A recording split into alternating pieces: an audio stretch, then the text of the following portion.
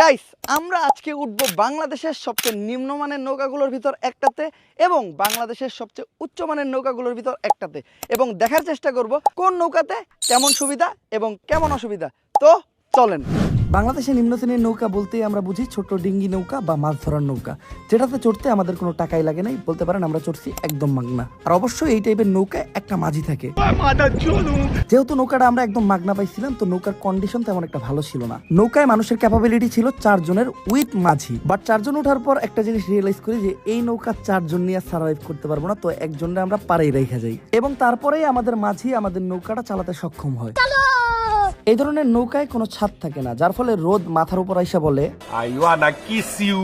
নৌকাটা ছিল বেশ ভাঙাচুরা আর পুরানো, দেখে মনে হইতেছিল অনেকদিন কেউ এই নৌকাটা ব্যবহার করে নাই। অবশ্য নৌকায় বেশ কয়েক জায়গায় ভাঙাও ছিল, যেটা দিয়ে পানিও ঢুকতেছিল।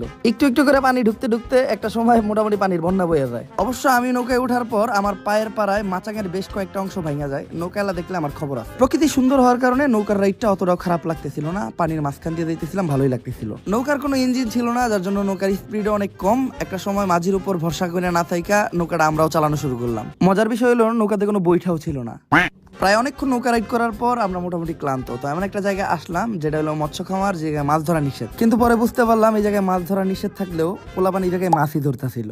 আর নৌকাটা এতই দুর্বল ছিল যে আশপাশ দিয়ে যদি কোনো বড় ট্রলার যাইত তাইলে বেশ নাচানাচি শুরু করতো, লাইক ঝাঁকানাকা ঝাঁকানাকা ঝাঁকানাকা দেহ দোলা না। আর বিলের একটা প্রান্তে যে আমরা দেখলাম সেই টাইটানিক, যেটা বহু আগে ডুবে গেছিল কিন্তু রিসেন্টলি ভাইসা উঠছে। গরম এতই বেশি ছিল যে আমার পায়ের ঘাম মাথায় পড়তেছিল, তো মাঝির পাশাপাশি আমিও হাত মারতে শুরু করলাম, মানে হাত দিয়ে বৈঠা মারতে শুরু করলাম। আর গরমের দোচন সহ্য করতে না পাইরা একটা টাইমে আমাদের মাঝিও জামা কাপড় খুইলা উল্টা ডিগবাজি দিয়ে পানিতে লাফ দিল। আর যেহেতু আমি সাঁতার পারি না, তাই চাইলেও আমি গোসল করতে পারবো না, তাই গরমের দোচন সহ্য করতে না পাইরা মাঝিরে রাইখা নৌকা নিয়ে আমি রওনা দিলাম বাংলাদেশের উন্নত মানের নৌকাগুলোর ভিতর একটাতে চড়তে। উন্নত মানের নৌকাগুলোর ভিতর একটাতে চড়তে আমাদের যেতে হয়েছিল টাঙ্গুয়ার হাওর, কারণ এখানেই বাংলাদেশের সব থেকে উন্নত মানের ভাসমান নৌকাগুলো পাওয়া যায়, যাদেরকে লাক্সারিয়াস হাউস বোটও বলে। হাউস বোট বলার কারণ হলো আপনাদের বাড়িতে যা যা আসে এই নৌকায় ঠিক আপনারা তাতাই পাবেন। এই নৌকায় ঢোকার সাথে সাথেই আমরা দেখতে পাই বিশাল এক লবি, আর যেখানে অনেক মানুষজন ছিল। তুমি ঠিক দাও কেন?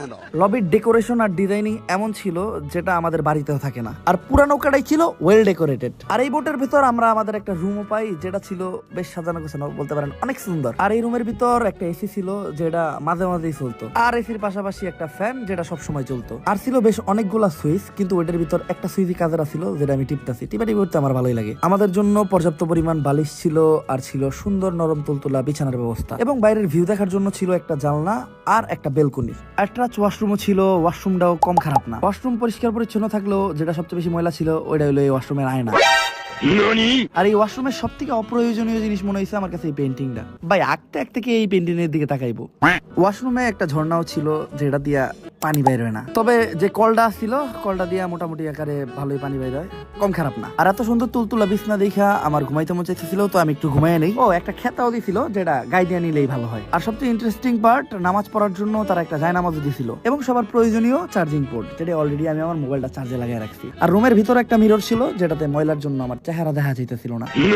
আর এই বোটে কিন্তু আমরা 5 বেলার খাবার পাবো আর বেশ কয়েকবারের নাস্তা, তো অলরেডি আমার নাস্তা চলে আসছে, এবং বোটের খাবারের কোয়ালিটিও ভালো, বলতে পারেন সেই স্বাদ। আর এই হাউস বোট গুলার সব থেকে ইন্টারেস্টিং পার্ট হলো এই বোট গুলার ছাদ, আর ছাদে যাওয়ার জন্য যৌথ একটা সিঁড়িও ছিল, আর ছাদে অসংখ্য মানুষ যে যার মতো প্রকৃতি দেখে সময় কাটাইতেছে। আর এই বোটের মানুষের ক্যাপাসিটি আই থিঙ্ক 20 থেকে 22 জনের, এর বেশি হইতে পারে বা কম হইতে পারে, আমি ঠিক জানি না। আর বলতে পারেন পুরো বোটটাই ভরা ছিল ফ্যামিলি ফ্রেন্ডস, যে যার মতো যারা নিয়ে পারছে তারা নিয়ে আসছে। আর এই বোটের ছাদে আরাম করার জন্য বেঞ্চ সহ বেডের ব্যবস্থাও ছিল, কিন্তু কেন জানি এগুলাতে মানুষ জামা কাপড়ই নাড়ছে। জামা কাপড় পর্যন্ত তো ঠিকই ছিল, তাই বইলা এইটা কি জাঙ্গিয়া?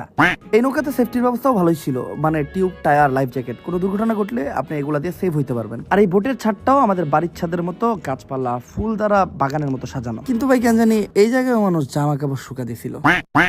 আর এই বোটে ছিল একজন ক্যাপ্টেন, যিনি একদম ভাবসাব নিয়ে বোটটা চালাইতেছিল, দেখতে জোশ লাগতেছিল। আর এটাতে একটা দোলনাও ছিল, যেটাতে ঝুলতে খারাপ লাগতেছিল না, কিন্তু ভয় লাগতেছিল যে কোন জানি ছিঁড়ে বেড়ে যায়। এছাড়াও এই বোটে প্রাকৃতিক পরিবেশের পাশাপাশি বিনোদনের জন্য ছিল গানের ব্যবস্থা।